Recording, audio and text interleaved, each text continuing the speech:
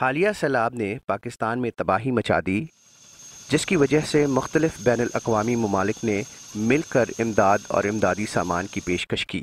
امریکی فوج اس بات کی یقین دہی کر رہی ہے کہ یہ امداد ضرورت مند پاکستانیوں کے لیے ہی استعمال کی جائے۔ ہم صرف یہاں پر ان کے لیے کھانے، مواصلات، نقل و حمل اور سر چھپانے کی جگہ کا سامان فراہم کرنے آئے ہیں۔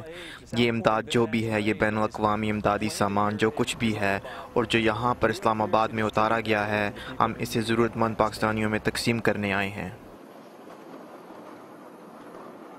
پاکستانی اور امریکی لگاتار مل کر کام نبھا رہے ہیں اور اب تک تقریباً 8,500 ٹن کا امدادی سامان پاکستانی لوگوں تک پہنچایا جا چکا ہے۔ امریکہ ابھی بھی پاکستان میں سیلاب کی بحالی کی کوشش میں مشغول ہے۔ ابھی بھی فوجی ہیلی کاپٹرز تربیلا اور سکھر کے قریب فوجی بیس سے بحالی کے لیے اڑانوں میں مصروف ہیں اور امریکی فضائیہ فورس کے لوگ قومی سطح پر سیلاب سے متاثر علاقوں میں امداد پہنچا رہے ہیں۔